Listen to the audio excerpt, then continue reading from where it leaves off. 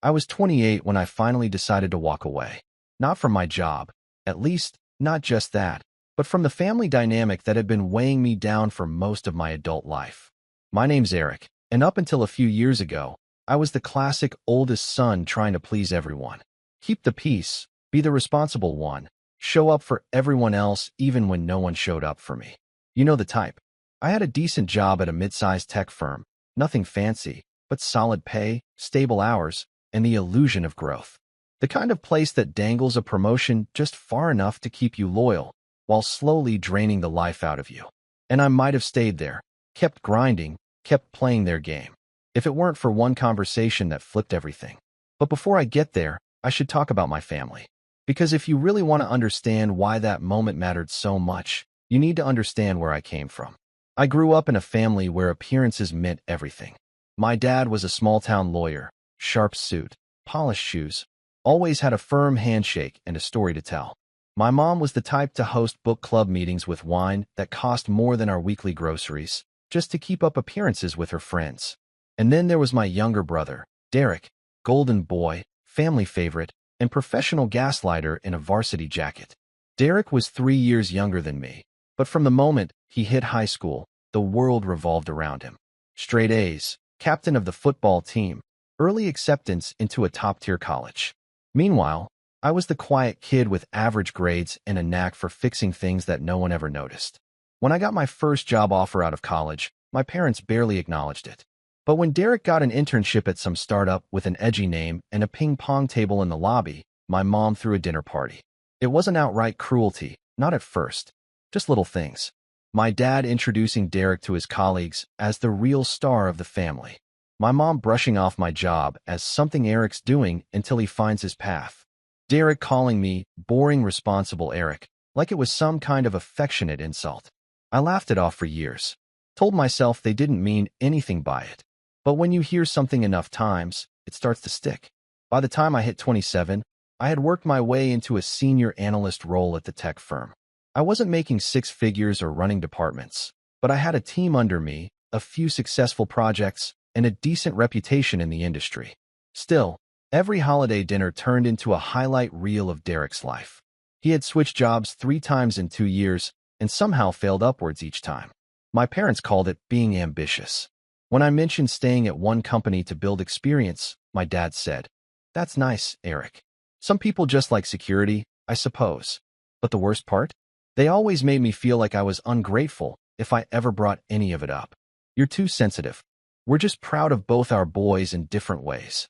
Don't be jealous of your brother's success." I wasn't jealous. I just wanted to be seen, to be heard. The final crack came last Thanksgiving. We were all at my parents' house, me, Derek, his new girlfriend, some influencer with a 3-word name, and our parents. I had just wrapped up a big product launch at work, something that took months of planning and had landed us a new long-term client. I was proud of it, actually proud.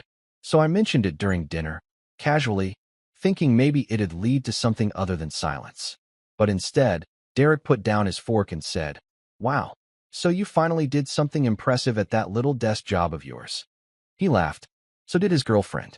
I looked at my parents, expecting, I don't know, something. A glance, a scold. Maybe a "that wasn't nice, Derek." But my mom just reached for the wine and said, "Oh, he's just teasing." And my dad? He gave me this half smile and said, "Well, maybe now you'll get that raise you've been hoping for." I didn't say anything for the rest of dinner. I couldn't. Something in me just snapped. It was like I saw the last 20 years of my life in a flash. All the times I stayed quiet, played it safe, let them walk over me while convincing myself I was taking the high road. That night, I sat in my childhood bedroom, staring at the ceiling, feeling this weird mix of anger and shame. I wasn't even mad at Derek, not really. He was who he was. I was mad at myself for allowing it, for shrinking so they'd be comfortable, for thinking that if I just worked hard enough, they'd eventually respect me. 2 weeks later, I got an offer from a competitor, a director-level position, higher pay, better title, more autonomy. I didn't even apply. They'd heard about my work from the launch and reached out. For the first time in years, I didn't hesitate. I said yes. The next morning, I walked into my boss's office to give my 2 weeks' notice. He was a decent guy, but a little too used to people sticking around for scraps. When I told him I was leaving, he actually laughed. "You'll regret this," he said, leaning back in his chair. "You'll never find something better." I didn't even respond. I just smiled, shook his hand, and walked out. 2 weeks later, I was onboarding at the new company. But the real story didn't start until a few months later, when the dust settled, when I started showing up to industry events with a title that turned heads, when people who used to ignore my emails were now asking for coffee meetings. I felt like I had stepped into an alternate version of my life, one where I was finally allowed to take up space. And then I got the invite. A tech conference, big-name speakers, company booths, networking dinners. I was scheduled to speak on a panel about product innovation. It was a huge opportunity. I was prepping for it in the green room when I saw the attendee list. My old company was sending people, and one of them was my old boss. What I didn't know yet, what would flip everything upside down, was that someone else from my family would be there too. Someone who had no idea I'd be attending, and who was about to learn just how much my life had changed. That's when everything really started to unravel. But I'll get to that. Because before the conference, before the confrontation, before the revenge that would leave my entire family stunned, there was one last dinner. And at that dinner, someone crossed a line they could never uncross. 2 weeks before the conference, I flew home for my mom's birthday. I almost didn't. Things had been weird since Thanksgiving, and I hadn't exactly kept in touch. But she called, said she missed me, said she wanted the whole family together for one night. No drama, she promised. Just dinner, Eric. I should have known better. From the moment I walked in, it was like I had stepped back into the role they'd assigned me years ago. Quiet Eric. The afterthought. Derek and his girlfriend Ashley. Yes, that was her name. I finally remembered. We're already there, sitting on the couch and scrolling through photos on her phone. My dad was pouring drinks, and my mom was fussing over the table. I brought flowers. No one noticed. Dinner started with champagne. Derek had just closed on a condo, apparently. I don't know how, since he switched jobs again, and I was fairly certain he was still bouncing between marketing gigs like they were seasonal hobbies. But there he was, bragging about how it was in a historic district, how he got in early, how his boss said he was the most visionary hire they'd had. His boss, by the way, was 2 years younger than me. My parents were glowing. My mom kept touching his shoulder like he'd just cured cancer. My dad raised his glass. To Derek, the pride of the family. I didn't even touch mine. Halfway through the meal, Derek turned to me with a smirk. "So, Eric, how's the little analyst job going?" I paused. "I don't work there anymore." That got their attention. My mom looked up, fork halfway to her mouth. "What? When did that happen?" 3 months ago. I took a director role at Silverpoint Tech. I'm heading a new product division. Silence. Silverpoint, for context, was the rising star in the industry, and the biggest threat to my old firm, the one I had just left. My dad blinked. Derek looked like I had spoken in another language. My mom's voice was clipped. "You didn't tell us." "No," I said. "I didn't." "Well, congratulations," she said, but the tone was all wrong. Polite. Flat. Like I had just announced I'd won a scratch-off ticket, not landed a career-changing job. Derek snorted into his glass. "Director?" he said, dragging the word out. "Wow. Didn't know you were into titles now. Next thing you'll tell us you've got a private jet." I smiled thinly. "Not yet. But I do fly business class now." It was petty. I'll admit that. But it felt good. For about 5 seconds. Until my mom cut in. "You know, Eric, that's not really appropriate. No need to make this into a competition. Derek's worked very hard, too." I stared at her. I didn't say he hadn't. But the mood had shifted. My dad was already changing the subject, asking Ashley about her brand partnerships. Derek went right back into brag mode, talking about the condo again, how the ceilings were vaulted and how the neighborhood had artisan butchers and a wine co-op. I excused myself to the kitchen to help clear the plates. Not because I wanted to, but because I needed to breathe. And that's when I saw it. On the fridge, held up by a novelty magnet, was a printed invitation. A formal one. To the Tech Lead Summit in San Diego. With Derek's name on it. I stared at it for a long time.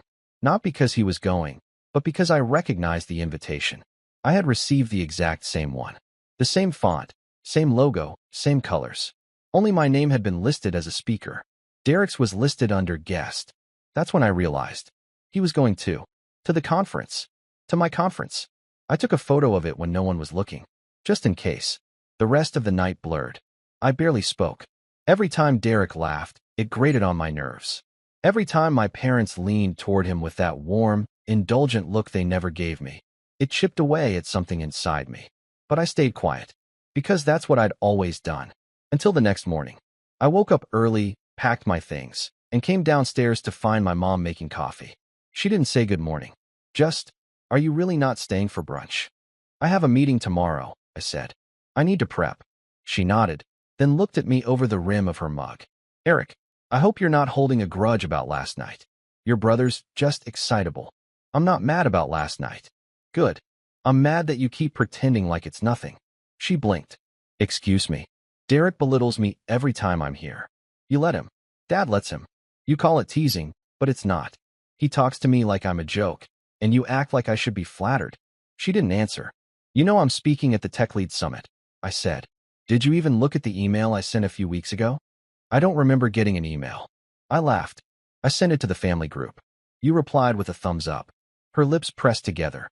"I saw the invite on your fridge," I added. "He's going. Derek's going. And you never even said congratulations to me."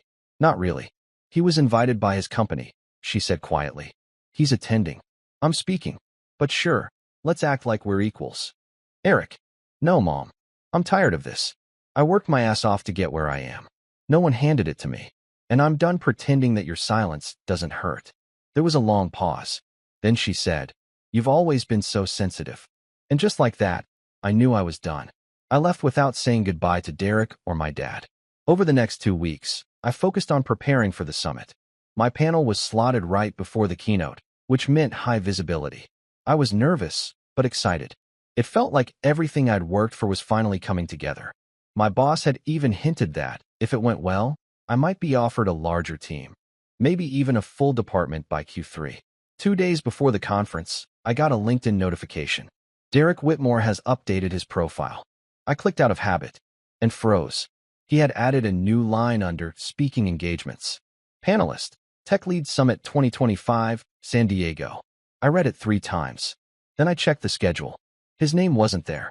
I called my contact at the summit committee, someone I had built a good rapport with. I didn't say much, just asked if the speaker list had changed. "Nope," she said. "You're still the only Whitmore on stage." "What?" "No reason," I said. "Just making sure." I sat in silence for a long time after that, because I knew exactly what was happening.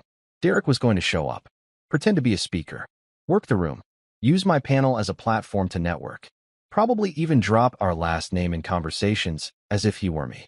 I stared at my phone, heart pounding, not out of fear, but something sharper. Rage. Years of being ignored, minimized, dismissed. Years of being told I was too sensitive, too quiet, too safe. And now? My brother was using my name, my success, as his ticket into a world I had bled to reach. And the worst part? I was pretty sure my parents knew, that they had encouraged it. Because in their eyes, it didn't matter which son was on stage, as long as it reflected well on them. The morning of the conference, I flew in early, checked into the hotel, ironed my suit, went over my talking points, and then I waited, because I had a plan. And when Derek arrived, grinning, confident, wearing a badge that didn't belong to him, I was ready. I didn't confront Derek the moment he arrived at the Tech Lead Summit. I wanted to, but I didn't, because something in me had changed. Years ago, I would have cornered him in the lobby, demanded he explain himself, maybe even walked away before the panel out of sheer frustration. But I wasn't that person anymore. Instead, I watched. He walked in wearing a navy blazer a size too tight, slicked back hair, and his signature smirk. Ashley trailed behind him, snapping selfies in front of every sponsor banner. Derek's badge hung confidently from a blue lanyard around his neck. I knew instantly that it wasn't his. The name said David Williams, but the picture had been replaced. Poor David, whoever he was, probably had no idea his face had been torn off a badge by someone who considered Photoshop a personality trait. Derek spotted me from across the exhibit floor. He waved like we were old pals. I gave a slight nod and turned back to the conversation I was having. He didn't approach. Not yet. The hours leading up to my panel passed in a blur. I met other speakers, went over logistics with the event staff, double-checked my slides. Everyone was buzzing about the audience size, 400 people in the room, not to mention the live stream to thousands of attendees who couldn't travel. It was the kind of opportunity that could change a career. And yet, my stomach was in knots. Not from nerves. Well, not entirely. It was the knowledge that Derek was somewhere out there, pretending to be part of something he hadn't earned. And worse, that my own family probably saw nothing wrong with it. I gave my talk. I nailed it. I spoke about innovation cycles, cross-functional collaboration, scaling niche products. But I also told a story, mine. I didn't name names, but I talked about working in a place where I was underestimated. About the pressure of being the quiet one in a family of loud voices. About learning to find power in stillness and value in substance over noise. People applauded. A few even stood. I stepped off that stage feeling like I had just shed the last layer of the skin I used to wear. The version of me who stayed quiet, who waited to be noticed, who sought approval from people who never planned to give it. Then came the moment I hadn't planned for.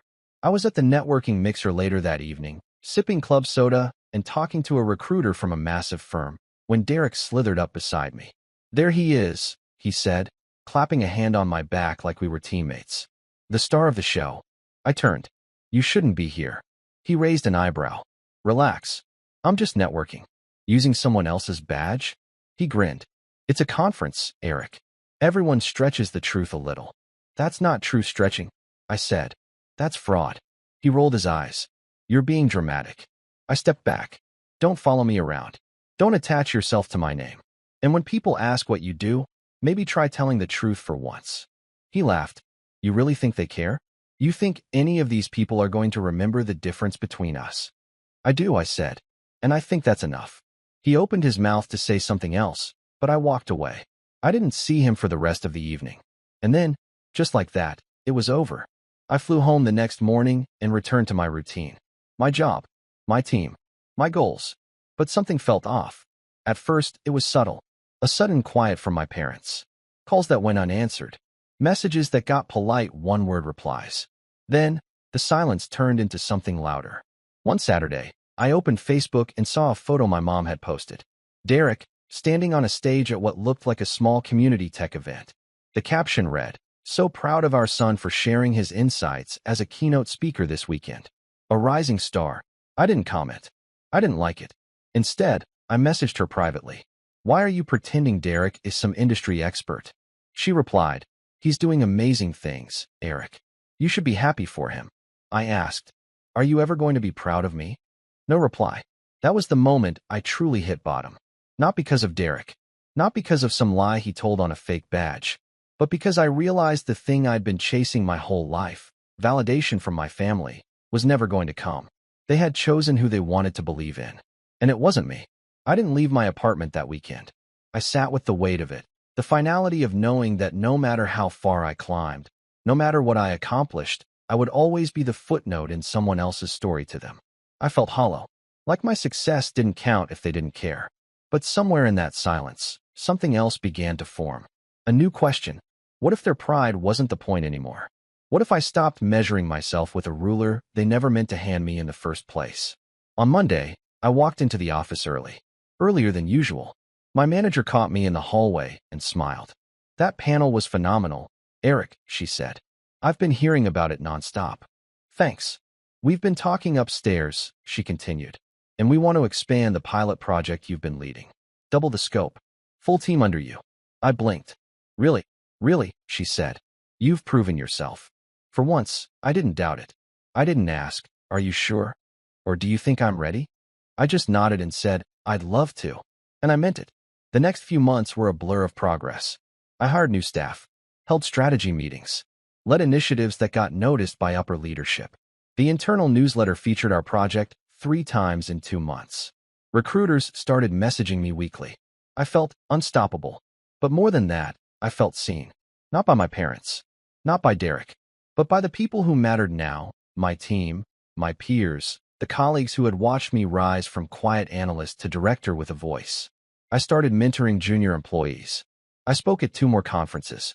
I was invited onto a podcast to talk about product strategy and leadership in fast-scaling companies. And slowly, the hollow part inside me started to fill, not with validation, but with clarity. I realized that I didn't need revenge to feel whole. But that didn't mean I wasn't going to get it. Because just when I thought I had moved on, a package arrived at my office. No return address. Inside was a glossy, printed brochure, Derek's new consulting firm, complete with a stock photo headshot, a list of exaggerated achievements, and, my favorite part, a quote that read, "Helping clients unlock innovation through real industry experience." He had listed the Tech Lead Summit under his credentials again. Only this time, he claimed he was a featured guest speaker. I nearly laughed. But what really caught my attention was the back of the brochure. A list of companies he claimed to have collaborated with. And one of them was mine. My company. That's when I knew it was time. Not to prove anything to my parents. Not to win some imaginary competition. But to draw a line.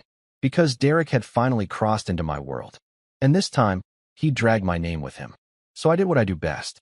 I started planning. Quietly. Strategically. No emotion. No confrontation.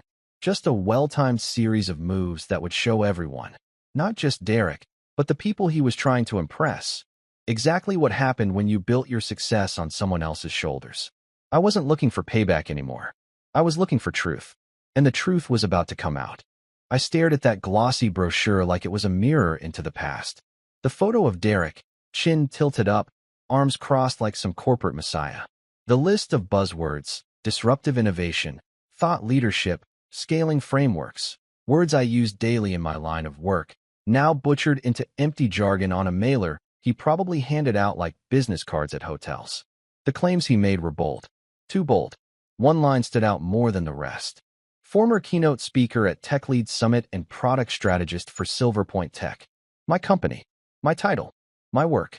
This wasn't some little white lie to get into a mixer. Derek was using my career like a prop. And worse, he was using my company's name to land his so-called clients. If I did nothing, it could reflect poorly on me. It could look like I endorsed him. That was the moment I felt the shift again. Not just anger, but something colder, more focused. The difference between rage and resolve. I opened my laptop. First thing I did was take a screenshot of every page in the brochure. Then I checked the website listed on the back. Of course, it was filled with half-baked blog posts, inflated testimonials, and stock photos of handshakes. One blog post titled "The Power of Silent Leadership" was eerily familiar. Too familiar, because it was a paraphrased version of a talk I had given at the Tech Lead Summit. He'd plagiarized me, not even subtly. I cross-referenced the timestamps. My video had gone up 2 weeks before his blog post had been published. Same bullet points, same story structure, even the same phrasing in places. I was done, but I wasn't going to call him out in a text or family dinner. That never worked. No, I wanted something cleaner, smarter, something that left no room for denial, and something that, for once, he wouldn't see coming. So I started with the legal route. I pulled in Marlene, one of the sharpest in-house counsels at Silver Point. I'd only worked with her once before on a vendor contract, but I remembered how she dissected a licensing agreement like a surgeon. I scheduled a private meeting, laid everything out, screenshots, URLs, the brochure. She listened silently, flipping through the pages, her expression unreadable. When I finished, she looked up and said, "This is bad. You think he's actually gotten business out of this?" "Doesn't matter," she said. "The implication alone is risky.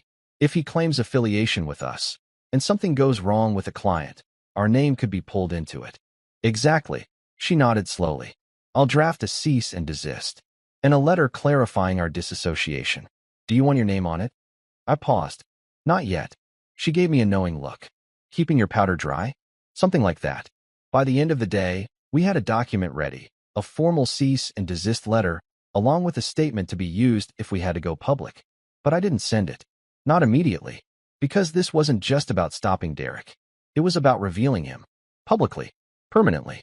So I dug deeper. I reached out to one of my old contacts at the Tech Lead Summit Committee, Laura, a fellow speaker and part of the planning board. I told her what was going on, showed her the brochure, the website, the doctored photos. Her reaction was instant. "Oh my God, Eric. I remember him. That guy who kept hanging around backstage." "Yup. He tried to get into the speaker dinner, didn't he?" "He did. He told the staff he was my co-presenter." She groaned. "That explains so much. I had to vouch for you because they were confused about which Whitmore was supposed to be on the list." I felt my jaw tighten. He's using the summit name now, telling people he was a keynote speaker. Let me guess. No credentials, no speaking slot. No record. None. Lara's tone shifted. Do you want us to issue a public correction? I shook my head. Not yet. I need to line everything up first. And that's exactly what I did. Over the next few weeks, I started building my case. Quietly, methodically, like laying out a chessboard. I reached out to 3 of the companies Derek claimed to have collaborated with. Only one responded, but the answer was telling. Never heard of him, the email said.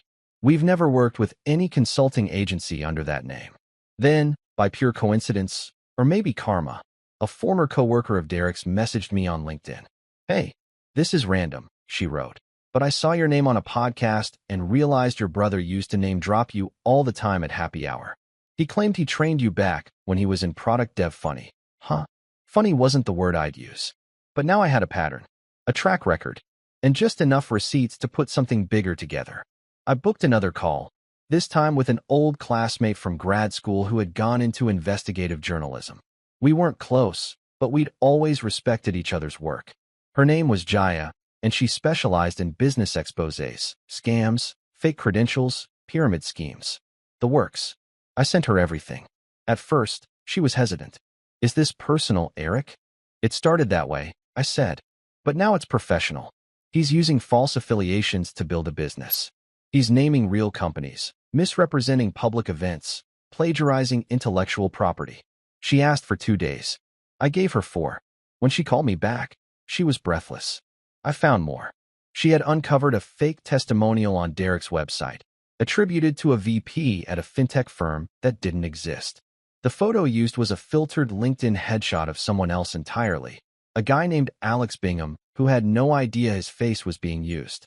She also found a podcast where Derek had apparently interviewed himself, using a voice filter to pose as a client. It would have been funny if it weren't so pathetic. I want to run the story, Jaya said.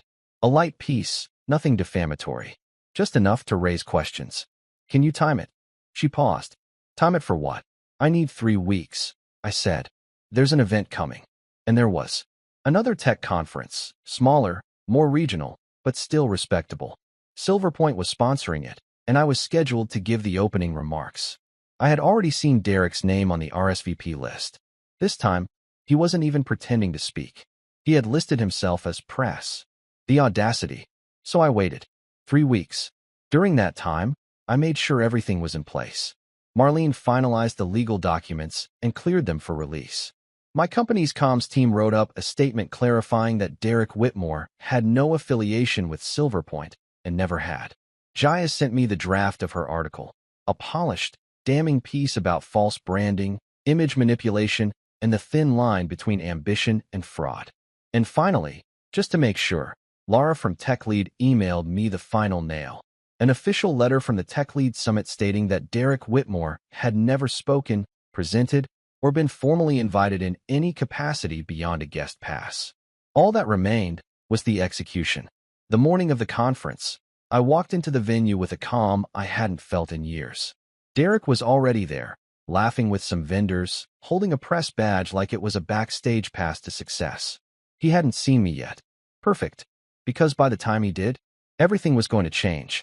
The conference hall was buzzing with the kind of over-caffeinated energy you only get at tech events.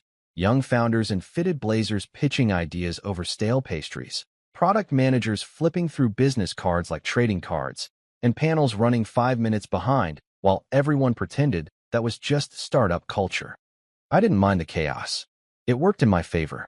Derek stood near the center of it all, confident as ever, his press badge swinging from his neck like it was a medal. He was talking to 2 junior reps from a mid-tier VC firm I recognized.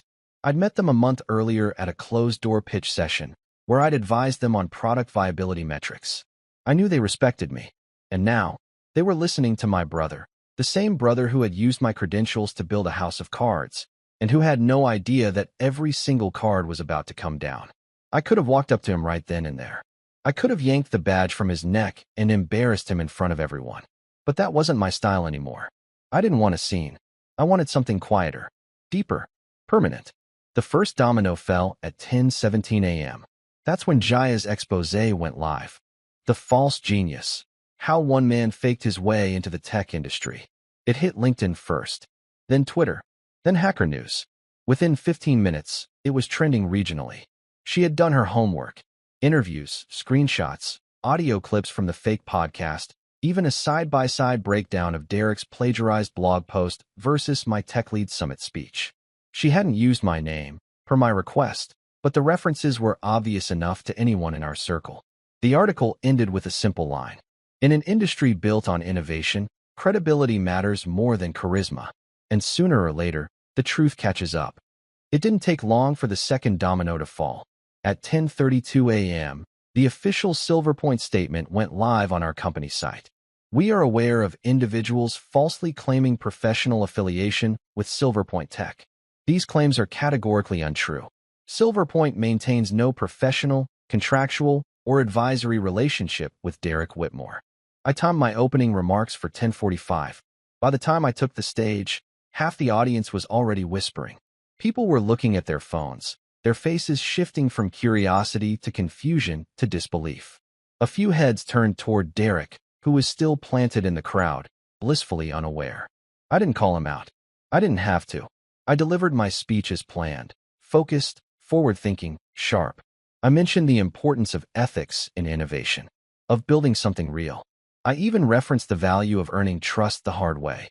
When I stepped down, people clapped, not just politely, but genuinely. And that's when I saw it. Derek, standing off to the side, mouth slightly open, eyes locked on mine. I nodded at him. Just once. Calm. Controlled. He started walking toward me. But before he reached me, he was intercepted. Two conference staff members stopped him. One of them was holding a printout. It was the email from the Tech Lead Summit team, the one confirming Derek had never been a speaker. The other staffer looked stern. Mr. Whitmore, we need to talk. I didn't stay to watch what happened next, because I didn't need to. The trap had been set. The truth had been laid out, piece by piece. All that was left now was the fallout. And oh, did it fall. By 2 p.m., Derek's consulting site had gone offline. By 4 p.m., two of the companies he'd approached as potential clients had issued formal statements denying any association.